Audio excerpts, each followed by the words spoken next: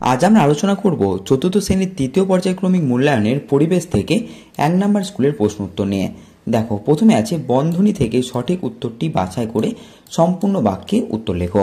কয়ের প্রশ্নে আছে সবুজ উদ্ভিদ পরিবেশে অক্সিজেন গ্যাস যোগান দেয়, উত্তর হবে সালোক সংশ্লেষের সময়। নেক্সট প্রশ্ন, অপুষ্পক উদ্ভিদের উদাহরণ হলো, উত্তর হবে মস। গয়ের প্রশ্ন, জল ফোটানোর জন্য যে তাপমাত্রা দরকার হয়, উত্তর হচ্ছে 100 ডিগ্রি সেলসিয়াস। ঘরের প্রশ্ন, বাষ্পীভবন বেশি হয় গ্রীষ্মকালে। এরপরে প্রশ্ন, চাঁদ আলো পায় সূর্য থেকে। এরপর বৃহস্পতি গ্রহের উপগ্রহ সংখ্যা 82টি। এরপর দাঁতের মাড়ি শক্ত রাখে টক ফল। এরপর একজন সুস্থ ও পূর্ণবয়স্ক মানুষ শ্বাস গ্রহণ ও বর্জন করে মিনিটে 10 থেকে 20 বার। ছয়ের প্রশ্ন, ভেজা জামা কাপড় মেলা উচিত নয় উঠোনের দড়িতে। এরপর জাতি দিয়ে সুপারি কাটা হয়। 2 নম্বর প্রশ্নে আছে, দেখো প্রতিটি প্রশ্নের উত্তর দাও। ট্রাফিক সিগন্যালের লাইটে কি কি রঙের আলো থাকে, তাদের অর্থ কি? দেখো, উত্তর হবে লাল, হলুদ এবং সবুজ আলো থাকে। লাল আলো যানবাহন থেমে থাকবে, হলুদ আলোতে যানবাহন ধীর গতিতে যাবে, আর সবুজ আলোতে যানবাহন স্বাভাবিকভাবে চলাচল করবে। ঠিক আছে। নেক্সট প্রশ্নে দেখো, রক্তবাহ জালক কি, এর কাজ কি? উত্তর হবে শিরা ও ধমনীর মাঝে থাকে রক্তবাহ জালক। জালকের প্রধান কাজ হলো রক্ত কলাকোষের মধ্যে ব্যাপন ক্রিয়ার মাধ্যমে খাদ্যের সারাংশ শ্বাসবায়ু রেচন পদার্থের মধ্যে আদান প্রদান করা। গয়ের প্রশ্ন আছে, বন্ধ ঘর স্বাস্থ্যের পক্ষে ক্ষতিকারক কেন? দেখো, উত্তর হবে বন্ধ ঘরে অক্সিজেন চলাচল করতে পারে না, ফলে অক্সিজেনের পরিমাণ কম থাকে এবং সূর্যের আলো ঘরে প্রবেশ করতে পারে না। ঘরের প্রশ্ন, সুষুম্না কাণ্ড কি, এর কাজ কি? দেখো, সুষুম্না কাণ্ড হলো একটি দীর্ঘ পাতলা নলাকার গঠন যা স্নায়বিক টিস্যু দ্বারা গঠিত। কাজ হচ্ছে মস্তিষ্কের সঙ্গে দেহের অন্যান্য অংশের যোগাযোগ রক্ষা করা। নেক্সট প্রশ্ন, চাঁদের আবর্তনকাল কাকে বলে, এর সময়সীমা কত? দেখো, উত্তর হবে প্রতি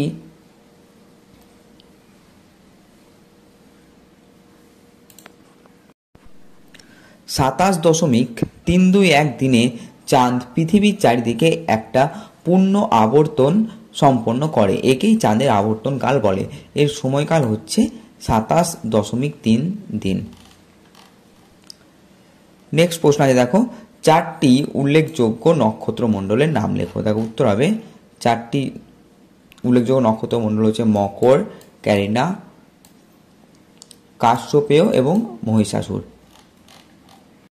নেক্সট প্রশ্ন আছে, দেখো ডাক্তারি থার্মোমিটারে তাপমাত্রা পাঠের স্কেল কিরূপ থাকে? দেখো, এখানে উত্তর হবে তাপমাত্রা পাঠের স্কেল ফারেনহাইট স্কেলে থাকে। ঠিক আছে। এই থার্মোমিটার গরম জলে ধোয়া হয় না কেন? এই থার্মোমিটার গরম জলে ধোয়া হয় না, তার কারণ হচ্ছে এই থার্মোমিটারটি কি থাকে, পারদ থাকে।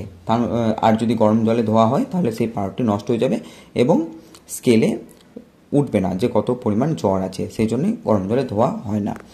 নেক্সট প্রশ্ন আছে, মস ও ফণিমনসা উদ্ভিদের প্রধান 2টি পার্থক্য লেখো। তার উত্তর হবে মস আর ফণিমনসা।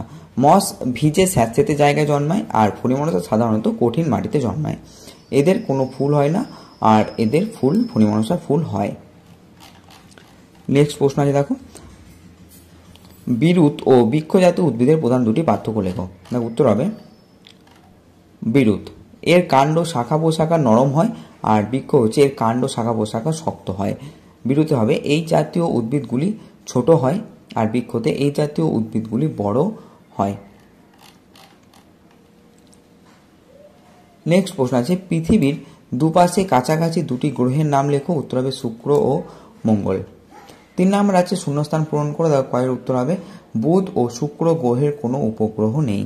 ক্ষয়ের প্রশ্নের উত্তর হবে সপ্তর্ষি মণ্ডলের লেজের দিকে প্রথম নক্ষত্র 2টির নাম বশিষ্ঠ ও মরীচি। গয়ের প্রশ্ন, বিশুদ্ধ জলের হিমাঙ্ক 0 ডিগ্রি সেলসিয়াস বা 32 ডিগ্রি ফারেনহাইট। ঘয়ের প্রশ্ন, চিনি গুড় হলো শর্করা জাতীয় খাদ্য, কিন্তু দুধ ঘি মাখন প্রভৃতি হলো ফ্যাট জাতীয় খাদ্য। এরপরে প্রশ্ন, চোখের ভিতর থেকে একটি স্বচ্ছ মাধ্যম, ভিতর থাকে একটি স্বচ্ছ মাধ্যম যার মধ্য দিয়ে বিভিন্ন দৃশ্য চোখের সামনে ফুটে ওঠে। এরপরে প্রশ্ন, শব্দের কম্পন কানের পর্দায় ধাক্কা মারে যা নার্ভের মাধ্যমে মস্তিষ্কে খবর পাঠায়। 6 প্রশ্নের উত্তর হবে বৈদ্যুতিক সুইচ বোর্ডে কখনো ভেজা হাতে সুইচ টেপা উচিত নয়, এতে ইলেকট্রিক শর্ট খাওয়ার সম্ভাবনা থাকে। এরপরে প্রশ্ন, পোকামাকড় মারার জন্য চাষিরা নিম পাতা ও রাসায়নিক সার ব্যবহার করে।